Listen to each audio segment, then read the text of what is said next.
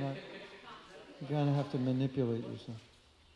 Jnanatimirandasya shalakaya Chaksurunmilitam jena tasmai Sri Gurave Namaha Sri Chaitanam Manobishtam Stapitam Jena Bhutare Shayam Rupakadamayam Dadada Dharati Sapadantikam Mukam Karoti Vachalam Pangulangayate Giring Yakapahatamaham Bande Siguru Dinatarinam Panchakalpa Tarubhyascha Kapasindubhya Evacha Putitanam Pavanebhyo Vaishnavebhyo Namo Namaha Sri Krishna Chaitanya Prabhu Nityananda Shri Advaita Gadadhar Shiva Shri Gaur Bhaktavinda Hare Krishna Krishna Krishna Hare Hare Hare Ram Ram Ram Hare Hare Sisi Gaurnitai Ki Jai Sisi Radha Shyam Sundar Ki Jai Sisi Krishna Balaram Ki Jai Srila Prabhupada Ki Jai Thai Go Premanandi Hare Hare Go. One year, probably 1974, GBC passed a resolution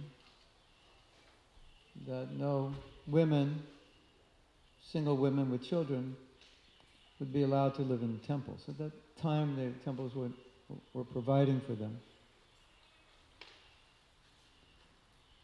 So what the GBC would do was they would read the resolutions of Prabhupada, and they wanted to get his okay. So they'd read the resolution, and give a nod or make a sound. Then they read this resolution, that single women with children could not live in the temple. And then Prabhupada just said, and he closed his eyes. And that was a different sound than he was making for the other resolution. So they had understood that he didn't like that resolution.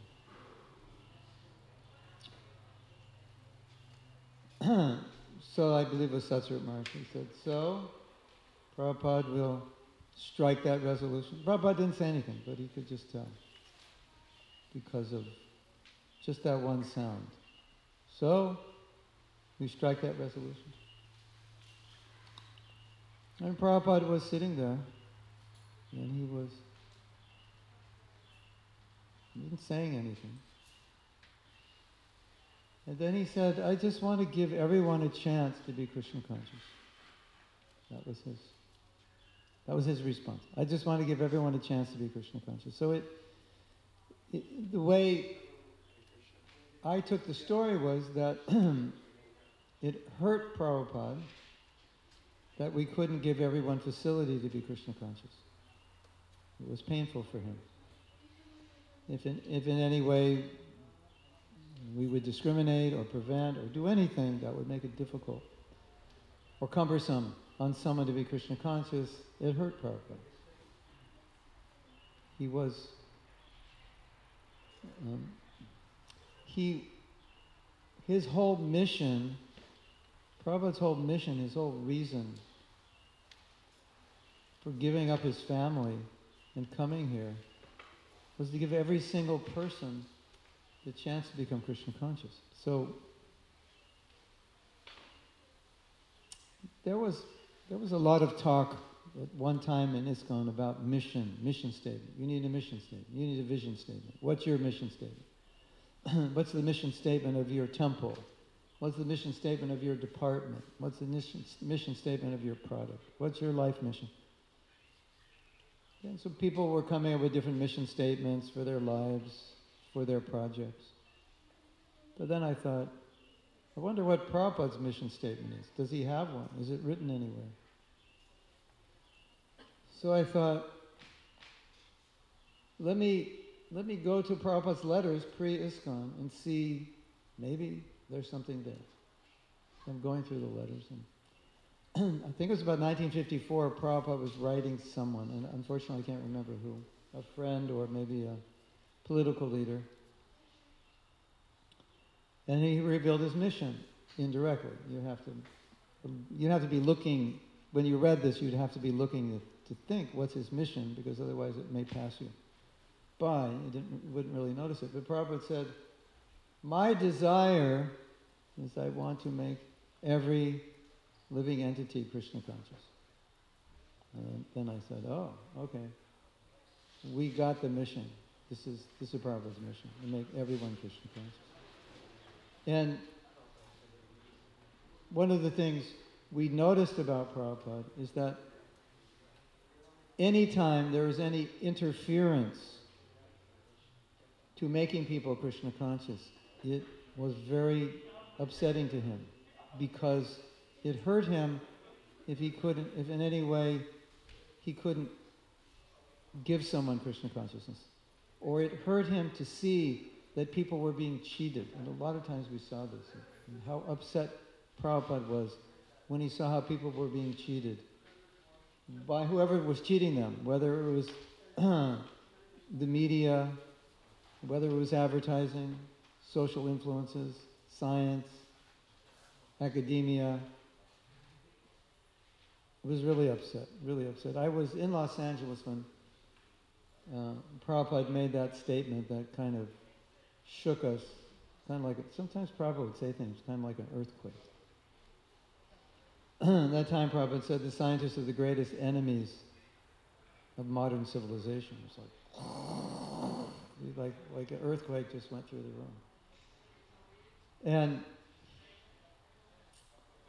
Yogeshwar Prabhu wrote an article, which is quite interesting, in which he was explaining how Prabhupada could say things which seemed racist or sexist.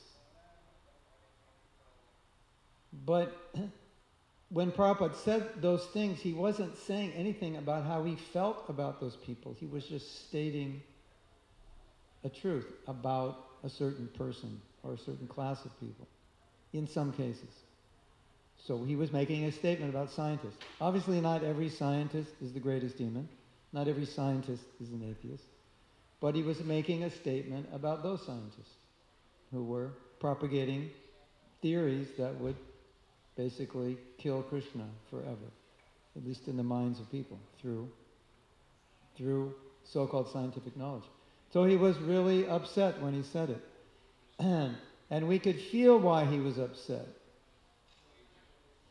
It's just like if you send your son or daughter to school and someone comes and robs their room, takes everything, all their money, their computer, this and that, you'll be upset, naturally. This is unjust. So in the same way, I got the sense that Prabhupada was feeling like every living entity is Krishna's son and daughter, and it's unjust and illegal, a travesty, when people are given a position of power that are turning people away from Krishna and turning them into atheism. It hurt him. It upset him. But it wasn't saying anything about how he felt about those people personally. It wasn't that he hated them personally. He didn't like them. But it hurt him because it was hurting innocent people. And anytime innocent people were misled, it really hurt him. There was another incident in which you could see how Prabhupada was hurt to see how people were being, how should we say, misled. So Prabhupada was on a morning walk, and it was, as Prabhupada went out in the morning, about 6 o'clock he would go out, come back at 7, greet the deities. This was in Australia. I don't know what city. But what was happening is that parking was very expensive downtown, so people would drive in early and park a little bit outside of downtown. So they come early so they could get a space, like in the neighborhood. And And so they'd park their car, and then they'd have to get in. It'd be like a mile or so from downtown, and they'd take a bus or something, or walk or whatever. So Prabhupada was walking, and he was noticing all these cars. And he was asking the devotees, he says, it's so early in the morning, what are all these people doing? Where are they going? And then they explained to Prabhupada, they're going to work. But they're coming early because it's expensive to park downtown. They're coming early so they can get a space. And then Prabhupada said with great emotion, they're working so hard. But then Shrutakirti said that when he looked at Prabhupada, he could see there were tears coming out of Prabhupada's eyes. That it upset him so much to see how people had to work so hard to maintain themselves, that he felt that deeply. And so as I was thinking about this, and just thinking in general about what Prabhupada was doing, and you could see that for Prabhupada there was nothing that he would consider an austerity or an inconvenience, or nothing he wouldn't do if that was going to help people, or we could say if that would prevent other people from misleading people. So there's another story. This happened in Mexico, and it was late in the evening, and they were trying to get on a television show, one of the biggest, if not the biggest. And it was like 9:30, they got the news that they could do the show. The show, I think, started at midnight. So now it's Prabhupada had been out preaching all day, and he hadn't even eaten, or hadn't eaten lunch, I don't think. And now they're coming to Prabhupada and say, we just have this news that this TV show has opened up, but it's going to take us like an hour or so to get there, and they want us to get a little early, so we're going to have to leave soon, and we won't get back till like 2 a.m. So devotee was really, he was caught in the middle of like 2 million people hearing Prabhupada and having to put Prabhupada through this austerity. And so he explained everything to Prabhupada, and then he said, but Prabhupada, I don't want to put you through this inconvenience. I don't want you to feel like you have to do this. And then Prabhupada said, if I were to think about my convenience, I wouldn't be able to preach. And then Prabhupada said, and they said, but Prabhupada will come back late. You haven't eaten, and we'll come back late. And Prabhupada said, it's okay, we can sleep later. We can eat later. So there's so many stories like this where you just see that it hurt him so much that people didn't have Krishna consciousness. He felt he was like so sensitive to the suffering of other people that he was willing to do whatever he had to do. And I mean, look at Prabhupada at the end of his life. Whenever I see that video of Prabhupada translating, I've seen it so many times. Every time I see it, I think, this doesn't make sense. Like it's only going to be a few more pages, and then he's going to leave his body. Why is he pushing himself? And you can't stop Prabhupada. You can't stop a person who wants to save the world. You can't stop a person who has that level of compassion, that even at the last moment, that's just what he does. That's his nature. He has to help people. So, in reflecting on this, then I was trying to dissect a little bit into how we could understand compassion more. Krishna says, by your own experience of suffering in this world, you feel others suffering. And I believe it was Jiva Goswami or Vishwanath Thakur said that if the devotee says, Krishna, show mercy to this person, Krishna will show it. And because the devotee is embodied, the devotee is in this physical form, so he knows what suffering is, so he can empathize with people because he knows what their suffering is. And then he said, Krishna can't do that. He doesn't have a physical body. He can't empathize that way. But the devotee can. So then the devotee says, Krishna, show mercy, and Krishna says, okay, I will show mercy like that.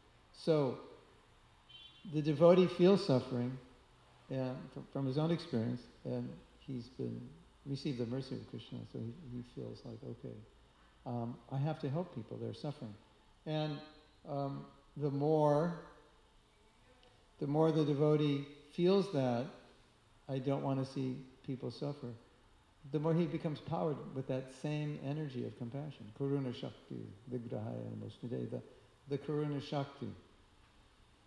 And I think Prabhupada, although in his prana mantra we don't have that Karuna Shakti, but I think it's obvious that he embodied it. Then, when Prabhupada went to New York, we all know what happened. And the news of what Prabhupada was doing was going back to India, either through Prabhupada or through his disciples. So his godbrothers knew the details. Prabhupada's there's a bunch of hippies, this and that. And so that was explained to Sridhar Maharaj. And he said something quite amazing about Prabhupada's compassion. He said, what Prabhupada did is proof he's Shaktavesh avatar. So Shaktavesh means empowered, and Shakti means Shakti or energy. But then he asked the question, well, he's empowered, but whose Shakti is it that's empowering him? And he said, it must be Nityananda, because then he said something amazing. He said, it had to be Nityananda Shakti, because if Nityananda Prabhu personally came to New York in 1965, he would have not done anything other than Prabhupada did, because Nityananda worked through Prabhupada. He said the same thing. Nityananda was there. It was his Shakti. And then he said,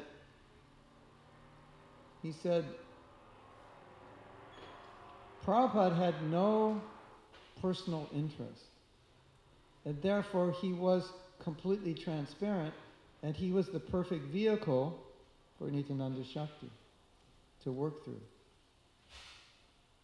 And just as Nityananda, his Shakti is to go to the lowest, then that's what Prabhupada did. Now, Sridhar Maharaj also told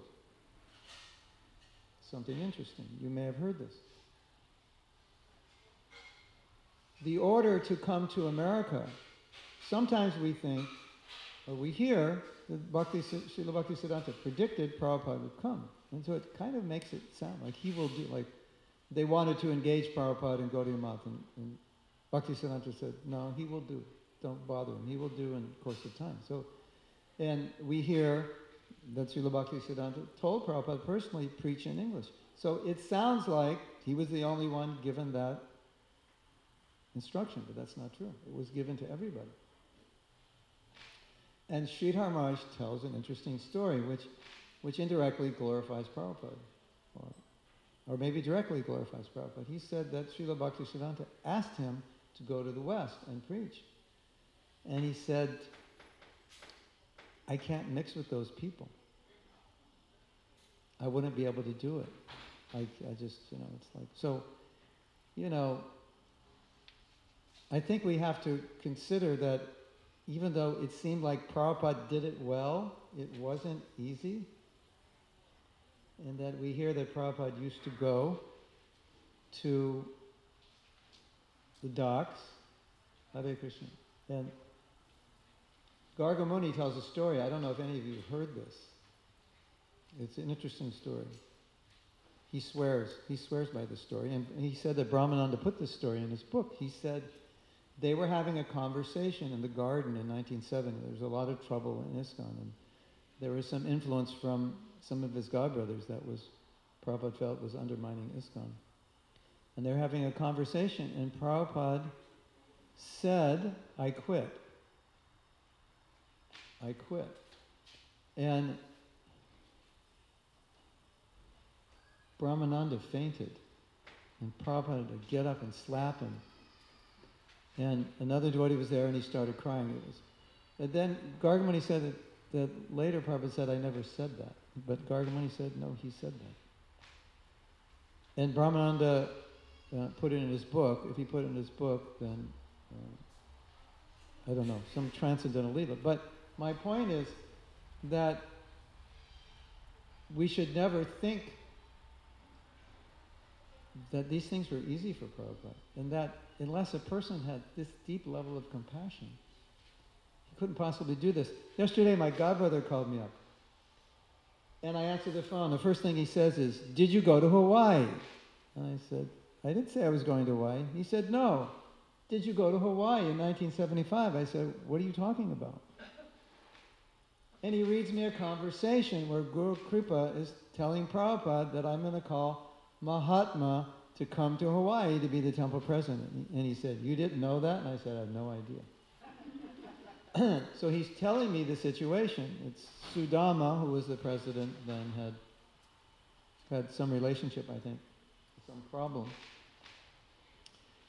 And Guru Kripa was the GVC, so he's talking to Prabhupada, and he's saying, "Can Mahatma do this?" And at that time I was just a brahmachari in LA doing book distribution, something like that. And so we began talking about what was going on. So he was saying in the conversation, you could tell what was going on. Sudama left, there's no president, this, that, and the next thing. And then we started talking about all the problems that Prabhupada had to face that were like this, like disasters of leaders falling down or stealing or this or that, just like. And I said, someone should write a book of all these things so we can fully appreciate what Prabhupada was doing, because he was going through all this all the time. And I don't know if I told you the story before, but one time Kaushalya came to Prabhupada, and she was so frustrated, she said, "I quit." And Prabhupada said, "No, none of you have a right to quit, but if anyone has a right to quit, it's me. Because I have gone through so many difficulties. She said, you can't imagine the difficulties I've gone through." And my conclusion is, it's you see Prabhupada like, "I quit, I can't do this, if anyone has a right to quit, I quit," checking out the boat schedule, all these things, the human emotion of how hard this is. And how difficult it must have been to work with us. We know we're difficult people. So, and so my conclusion was that Prabhupada's compassion was a driving force that he couldn't leave us. He couldn't stand to see us suffer. He couldn't stand to see anybody suffer. And that was that energy that he had. And then the other thing we saw, which was so amazing, those of us who were there at the time, and maybe even after, somebody joins ISKCON. So he says, "I want to be a devotee." You go, "Okay, come upstairs." Get out the buzzer. Put on the dhoti, kurta, the whole thing. And then next morning after breakfast, "Sankirtan, what's that? Come on out, we'll show you." And we start talking about what Prabhupada's desire is for spreading Krishna consciousness, saving the fallen souls, etc., etc. We start telling them that. Then there is this person who's just joined ISKCON, who's on the street all day, every day for like the next 5 years, completely devoting himself to save the fallen souls, giving classes about saving the fallen souls, going and doing it. What's going on here? That person may have never even thought about anyone but himself in his whole life. It's possible, isn't it? And now they're, let's say, the fallen souls. We've seen that so many times. And you look at that, it's like, what happened? How did that transformation happen? According to my understanding and experience, Prabhupada's compassion was so intense, it just flooded his disciples. And therefore his disciples would do the same austerities. They would push themselves in the same way because that compassion was so intense it was flowing through them. You know, any of us who joined early in ISKCON, who did book distribution, must have spent months living in a van or a hotel full of roaches and other interesting insects. Yeah? Hare Karta, yes? Must have done that. Um, and you could look from a distance and say, why would they do that? What's going on? Prabhupada's compassion. And it wasn't, and nobody was complaining. It was like, it's just what you do because you're supposed to be compassionate. That's what bhakti is all about. So Bhaktivinoda Thakur in the Jaiva Dharma said bhakti is made of 3 ingredients, and one of them is compassion. So it's like, you have to have compassion to make out bhakti. And then Bhaktivinoda Thakur said, well, when you have bhava, that emotion of love that you have for Krishna, simultaneously, it becomes the emotion of compassion. It's like depends what direction you're looking. So that emotion of bhava, when you look towards Krishna, it's called bhava, and when you look towards the living entities, it's called daya. It's the same emotion. So when you hit the stage of bhava, automatically, if you glance toward the living entity, that same emotion of love for Krishna becomes daya towards the living entity. Like it comes together. Like we say, if you're envious of God, you're envious of everyone. If you love God, you love everyone. So, I think we were infested to some degree by Prabhupada's compassion. And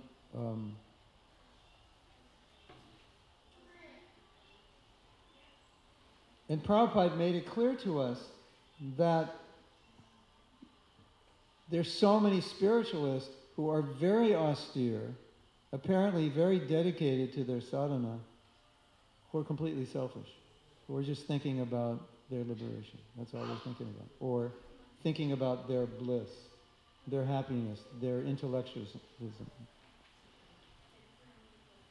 And so Prabhupada made it clear that the outstanding difference and the outstanding quality of the Vaishnava is that they actually care about people. And then there's this story. I may have told this story before. This is an amazing story. I have to admit, I'm an addict of Prabhupada's memories. I've probably watched them all like 3 times or something. I tell all my disciples, I go, you have to watch these videos because you won't understand Prabhupada completely by reading his books. Actually, by reading his books, a lot of times you misunderstand the personality behind it.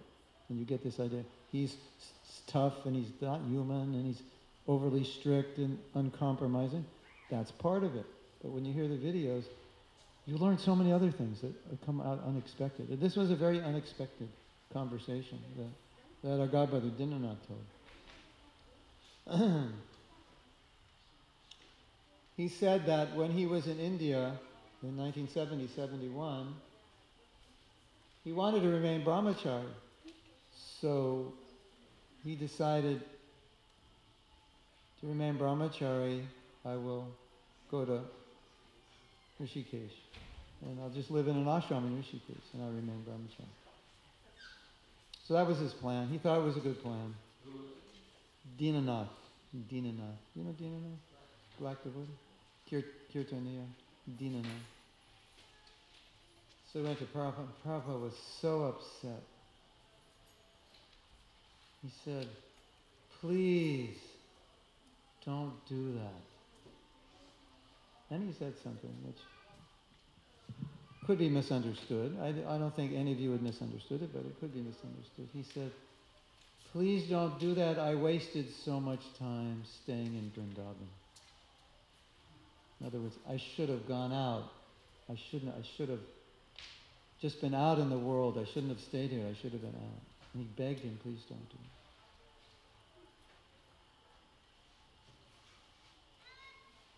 So, then another story. This is a funny story, but it shows where Prabhupada's heart is.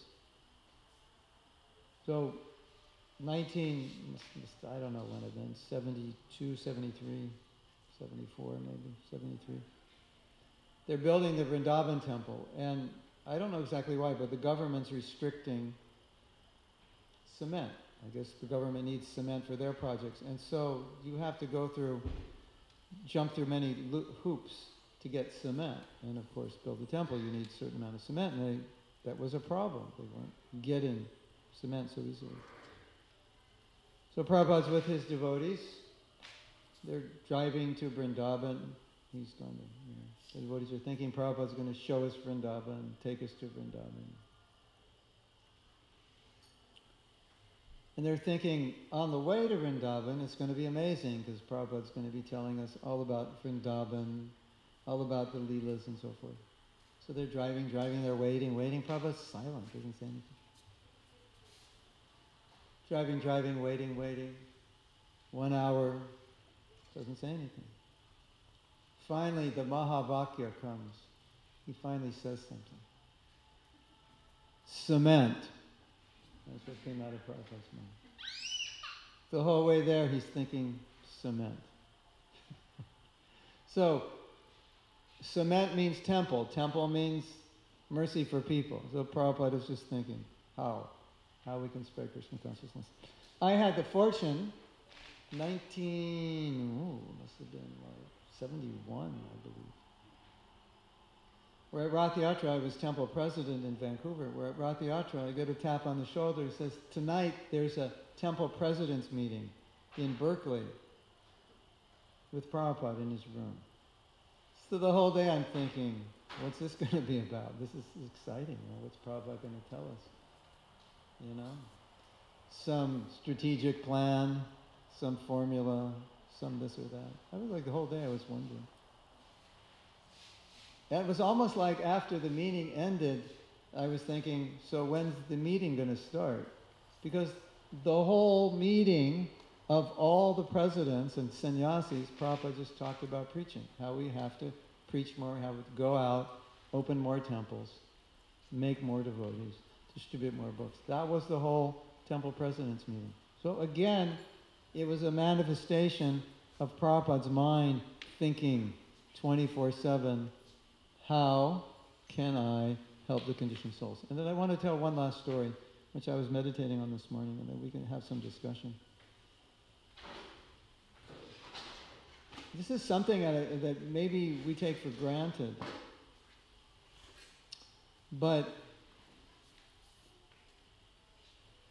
because Prabhupada's mission was to write books and distribute books, and his mission wasn't to open temples, but because people were coming, he needed temples for them.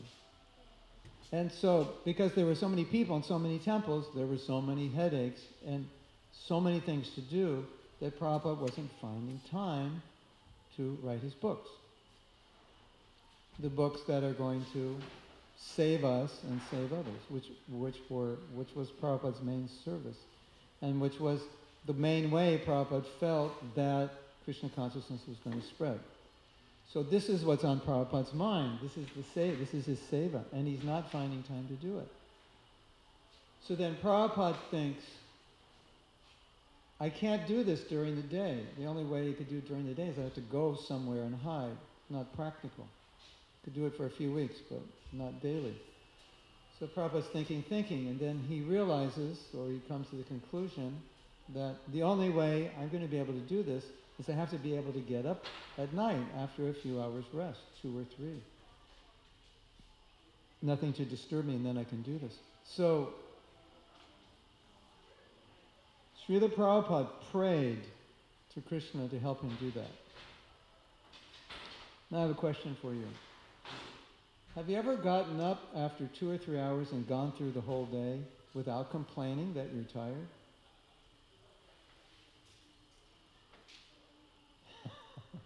Think about it. Okay, you might say, maybe I did it once, but think, long trip, can't sleep on the airplane, or this or that. You know what it's like to be really tired, not get enough rest? Oh, I'm tired, Prabhu, I didn't get enough. Yeah. So Prabhupada's doing this every night. He's giving up sleep. Anybody like to get up after 2 hours and you're still tired? Not fun. Not fun to get up when you're tired. That's what Prabhupada's doing. He's not getting enough rest so he can get up, and somehow or other, he's completely alert to be able to translate And then he doesn't rest till about 1:30 or 2. So he stays up the whole day till 2 o'clock on 2 to 3 hours of rest. That was not his normal schedule. When he first came from India, he was not doing that. He was sleeping through the night. He did this so he could translate books. So put yourself in that situation. You have a seva. The only way you can do it is to sleep 2 hours. Would that be difficult? Of course it would be. And there's Prabhupada, never complaining, I'm not getting enough rest. Did you ever hear Prabhupada complain? He hated sleeping, yeah. That was. We all hate sleeping, but somehow or other, we can't do 2 hours or 3. So I was meditating on this, and I was just, going more into thinking of it practically, how difficult that is to do, and how he did it every day, and he didn't complain, so he could do that seva. So I think this is also maybe an sometimes overlooked manifestation of this deep compassion that Prabhupada had, this deep care for the living entities. And you can think of so many examples, and I think if you connect compassion to so many things that Prabhupada did, you'll start to see, oh yes, he's empowered to do this because he's compassion. He's upset in this situation because of his compassion, because this is going to negatively impact people who could become Krishna conscious. So, thank you for listening, and if there's any questions or discussions? I have a question. Yes. It seems like you have repeated two things, or at least that's how I have, that compassion. Prabhupada had tremendous compassion, and it's because, what I'm understanding, his inner connection with Nityananda Shakti. That's one of the reasons. What about Gaur Kishodar Babaji? I mean, Jaiva Dharma does not say exactly we need to practice compassion. Jaiva Dharma says that when pure bhakti develops in the heart, then it shows the symptom outside, Daina, Daya and Manadena. So, Gaur Kishodar Babaji, he had pure bhakti also, and he even expressed he had a connection with Nityananda Prabhu. Yeah. But when Nandi, king of Murshidabad, he came to invite him, he seems like compared to what you said, that extreme compassion, he seems like withdrawing from everything. Yeah. So how to understand that? I mean, yeah. Sometimes neglect is compassion. Also, that's one of the principles of Madhyamadika, right? Well, he's not Madhyamadika, but you're acting in that sometimes you neglect somebody for their own good. But my understanding is that if a devotee decides to become a Babaji, that's Krishna's inspiration. And his compassion is manifested through his bhajan. I had a godbrother who, during Kartik, was living in Gita Nagari, and he was doing 64 rounds. He was thinking, should I or shouldn't I do this? Because it's not standard that Prabhupada recommended it. He said, but he did it, and he felt that it was having a very good effect on the community, just to do that. So, it seems externally like he didn't care, and he chastised Bhaktisiddhanta for going to Calcutta and preaching and so many things. But, we understand Krishna's guiding him in that way. sometimes we see like Prabhupada says, now you have time to Akshananda Maharaj. Why don't you sit down and chant more? I finished my rounds. Now you can chant more. This is the time. But then Jayapataka Maharaj today, he was on the Zoom. I was listening. He says, Prabhupada asked, what are you doing? He said, I'm chanting. You didn't finish 16? He said, yes. Now you should go and preach.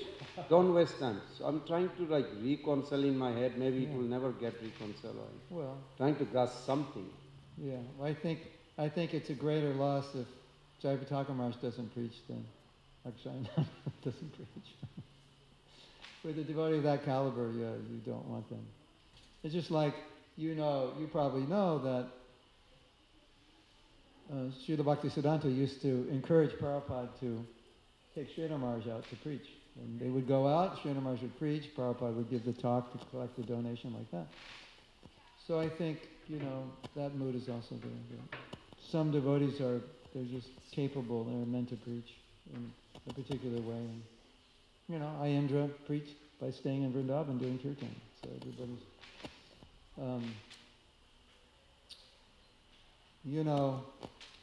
but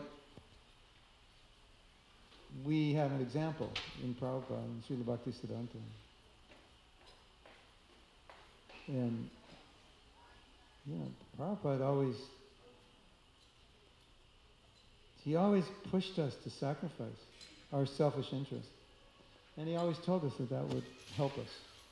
And of course we couldn't be Bhajananandis. You know that statement once? Prabhupada said, I'm starting all these big projects for all my big men to be engaged. He said, because you can't sit down and chant, we have all these big projects. All these, what did Prabhupada say? Grotesque. We have all these grotesque projects because you can't sit down and chant. But then, even if that were not true, I don't think Prabhupada would have us sit down, even if we could. It doesn't seem like he would. He would say, no. This is the mission. Sometimes when Prabhupada was pushing book distribution, there was some question, well, is there really benefit? Are people even reading the book? And one time Prabhupada said, we don't even know the result. But all we know is we have the order. And we know if we do this, Srila Bhaktisiddhanta will smile. So we just want to see him smile. So I was just reading the last few days the biography of Srila Bhaktisiddhanta. And it's so powerful to read because you see all the little connections between what he was saying and doing and what Prabhupada said and did. Practically verbatim, Prabhupada's saying the same. If you get money, print books. He wasn't so much into temples, and et cetera, et cetera. And Prabhupada, in his own way, is saying the same thing. And you see, he's just carrying the message. There's another thing I wanted to share. A couple of years ago, I was in Mayapur, and Jai Thakur Maharaj was there, and he was having his Vyas Puja. And there were like 5,000 devotees there, or something like that. So I was sitting there, and I have this very analytical brain. So sometimes I feel, and sometimes I analyze. But you can't really do both, unless you're a woman, I guess. But men do one or the other. So I was analyzing. I said, what's going on here? There's so many people here who have taken shelter of him. But why is he so powerful? Why is he so successful? And I was analyzing. I said, because he cares so much about other people. That's like his bhav. That's like his DNA. That he just, he cares so much about people becoming Krishna conscious. It's his nature. And then one of his disciples was telling me that when he was doing therapy after his stroke, in that area, some people who had an accident, they were waiting to do the therapy, and he told the doctor, he said, let them go first, they need it more than I do. It's just his nature. That's who he is. So, it's not the only reason he's successful, but that was my analysis, that when you have this deep level of compassion, it empowers you and it attracts people because people feel that you care. And there's nothing more powerful than people knowing that you care about them. Even in studies, they found that if a doctor or a nurse cares about a patient, the patient's stress level decreases and they heal twice as quickly. And so, so many of us surrendered to Prabhupada, and you ask the devotees, why did you surrender? They said, because I felt his compassion. I felt he actually cared. Like more deeply than anyone ever cared. Even your parents care about you, but but you got to go to college and, do this and that and so forth to be a good son or daughter. So that compassion is powerful.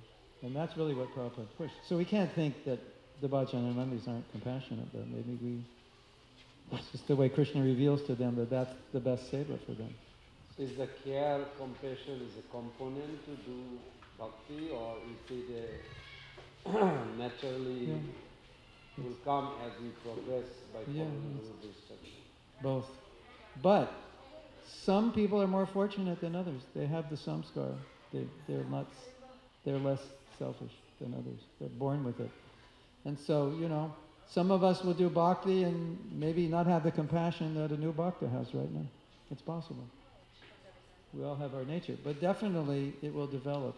And I think it's possible to increase our compassion if we're just conscious of how much people are suffering. I mean, if you could get into the thought process of every person, you probably would kill yourself because you would see so much suffering you wouldn't be able to handle it, isn't it? If you could actually think what everybody's thinking. So, and we have so many examples of Prabhupada just kind of knowing what people think. There's so many devotees have told stories. Someone had a question, and he would give the answer to the question without the question being asked, and turn to the person and give the answer. And I'm just like, wow, I didn't even verbalize that question, and Prabhupada gave me the answer. And there's so many stories like that. So I think we can understand that Prabhupada could understand that suffering, really the suffering of the jiva. And the more you understand it, but even the more you feel it, then the more compassion is drawn out of you. The other thing that's interesting is Prabhupada said people who have suffered are more compassionate. Poor people are more compassionate than wealthy people because they suffer. And it's in the Krishna book, I believe. People who have been through difficulty are because they know that, they say, oh, the sadhu comes to the rich man's house, and they get, oh, you need me, your sadhu need you, you depend on me, I'm your God. But they go to the poor man's house, immediately they give. I think Prabhupada gives that example, immediately they give. And they've done social experiments where they give food to homeless people, and that homeless person goes out and gives food to all the other homeless people and doesn't even keep any for himself. And then they interview him. Well, why did you do that? And he said, these other people are suffering. I said, did you eat today? No. Did you eat yesterday? No. And you gave the food away? Yeah, because I know what suffering is.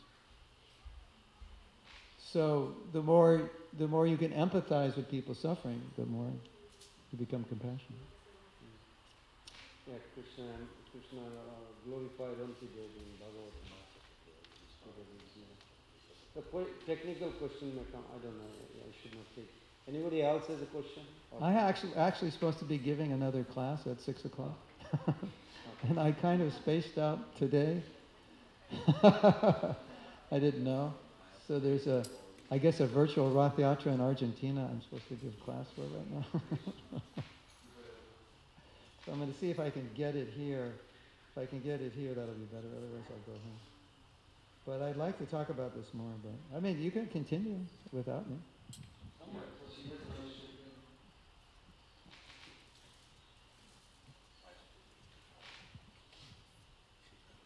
Maybe I'll give 2 classes at one time. If I get internet here, I don't know. Mine's not actually a question, it's a comment. Yeah. I remember hearing when Srila Prabhupada was in Honolulu and he was taking a little rest in the afternoon. Outside, one of the devotees was mowing the lawn, and Srila Prabhupada asked his servant to tell him to stop, because I can't sleep when I hear them screaming. It was the blades of grass he was concerned about. Oh my God. What a story. And Prabhupada, when he was in John Rattan's estate and they were leaving, and chant Hare Krishna at the roots of every tree. Yeah. Amazing. Well, I can't get connected here, so. You can continue the class. I'd be honored, but scheduling difficulty. I'm just, because in Madhurya Kadambini, technically it says, bhakti doesn't come from a bhakta, but through bhakta. There's a big difference, from and through. Bhakti only comes from bhakti.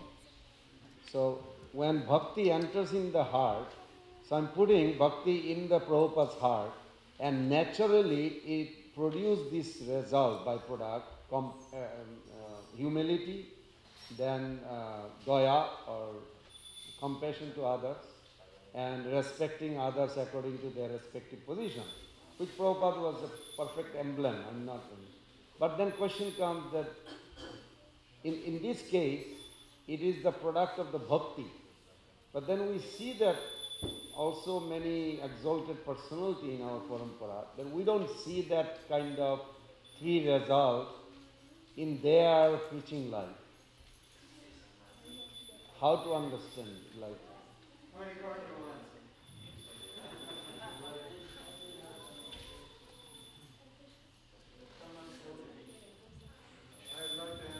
And, Hare Krishna. Thanks to the class, Guru. Someone said that they asked, about Gopakishore Das Babaji, why he was in the parampara. He wasn't a ghosty Nandi, he was a bhajan Nandi. And so Prabhupada said that his renunciation was his preaching. So he was preaching by showing an example of being totally renounced, and therefore, he attracted Bhaktisiddhanta. Yeah.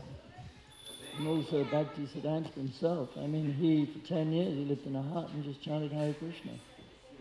He could have been out, maybe, preaching to people, but he prepared himself to start the Gaudiya Math by doing major austerities, chanting 1 billion names of Krishna. But I think that would have been harder than going to New York, actually, for me. Sitting in a hut.